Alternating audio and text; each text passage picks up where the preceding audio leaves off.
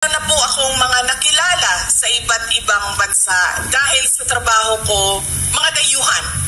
Dahil sa trabaho ko bilang isang Vice President at dating Education Minister.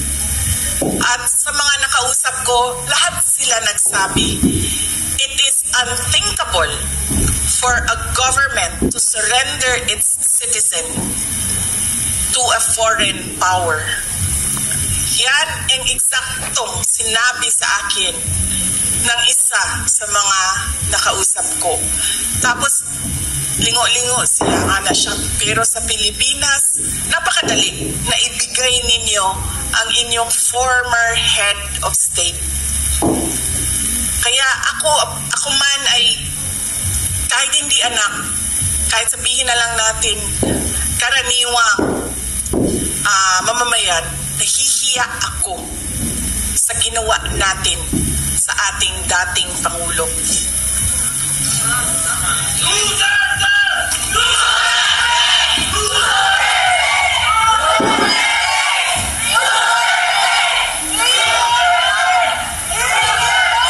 At syempre, inimbita ko si Senator Amy Marcos. Kung saan man ako pumupunta, dinadala-dala ko siya. Kasi sinasabi ko sa kanya, hindi ako ang magbabalik kay dating Pangulong Duterte sa Pilipinas.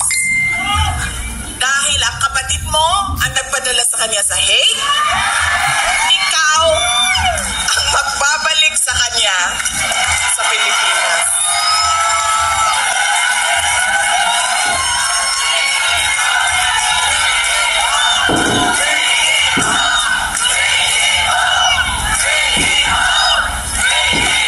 Diba?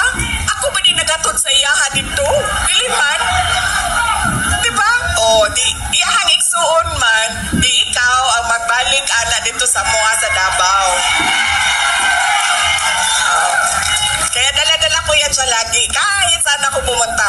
Kasi alam nyo, bakit? Kahit saan din ako pumunta, lahat ng Pilipino nagsasabi, iuwi mo sa akin. Sinasabihan ako, kahit nung bata sa kampanya namin sa Manila, maliit na bata na pagbaba ko sa stage, mukha siya mga 8-9 years old, sabi niya sa akin, ibalik mo si Tatay Digong. Huh, bakit ako?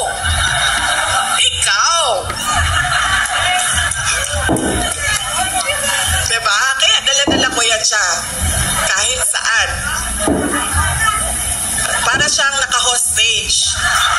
Bibitawan ko lang yan siya kapag si dating Pangulong Duterte ay nabalik na sa Davao City.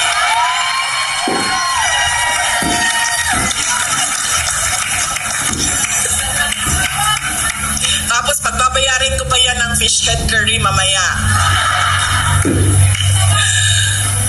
Tulad kay Pangulong Duterte, dahil sa kanyang patuloy na pagmamahal at malasakit sa ating bayan, ay itinuring siyang kalaban ng mga taong lasing sa kapangyarihan.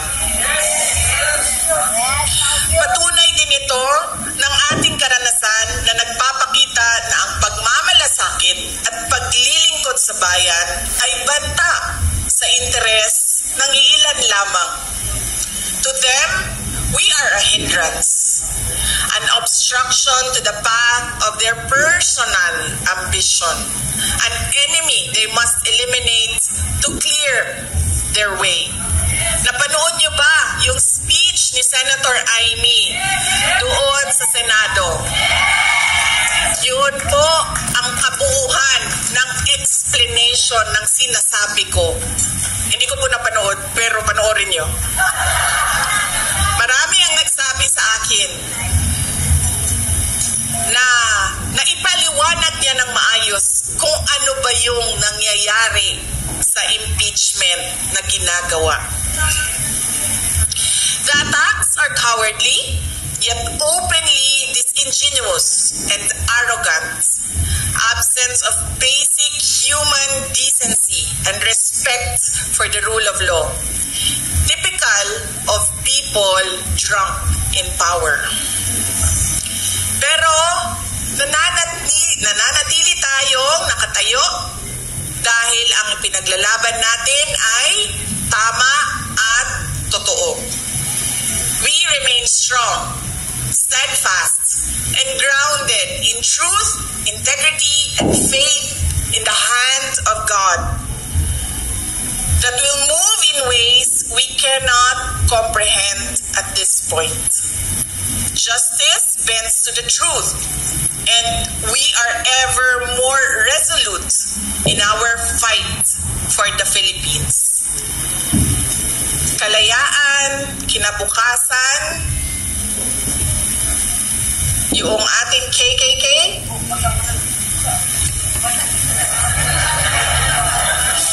kasaysayan, kalayaan, kinabukasan.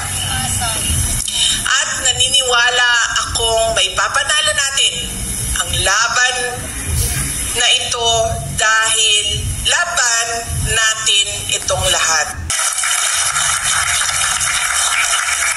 May papanalo natin ito sa kabila ng mga banta, pananakot, pagmamalabis at bangis. Tandaan natin na walang silbi ang anumang hadlang sa nagkakaisang mamamayan. Mga kababayan, alam na natin lahat kung ano ang problema ng ating bayan. Dahil nagrereklamo tayo araw-araw. Kami na nandoon sa Pilipinas, nararamdaman namin araw-araw. Example na lang, yung tagtag ng EDSA araw-araw.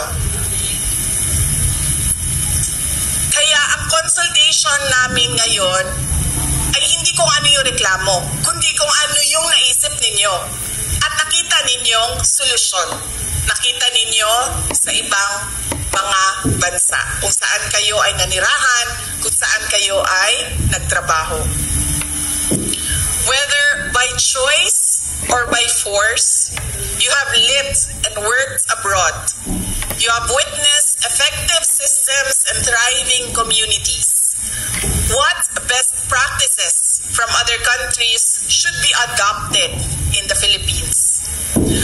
What changes would you like to see for a better future? Sa konsultasyon na ito, nais naming marinig mula sa inyo ang inyong mga karanasan sa ibang bansa upang mabago natin ang direksyon ng ating bayan. We should demand change. We should fight for change. Ang araw ng kalayaan ay maging inspirasyon sana natin para patuloy na maging tapat na mga Pilipino. Tulungan po natin ang Pilipinas. Huwag tayong mapagod sa pakikipaglaban para sa magandang kinabukasan ng ating mga pamilya, lalong-lalo na ng ating mga anak. Huwag nating ipagkunulo ang kapwa Pilipino o isuko ang interes ng Pilipinas. May pag-asa po tayo. At bilang mga maisog na mga Pilipino, may magagawa tayo. Mga kababayan, sa ating patuloy na pagkakaisa ay hindi tayo mabubuwal. Hindi tayo matutumba. Hindi tayo mapapabagsak. Maligayang araw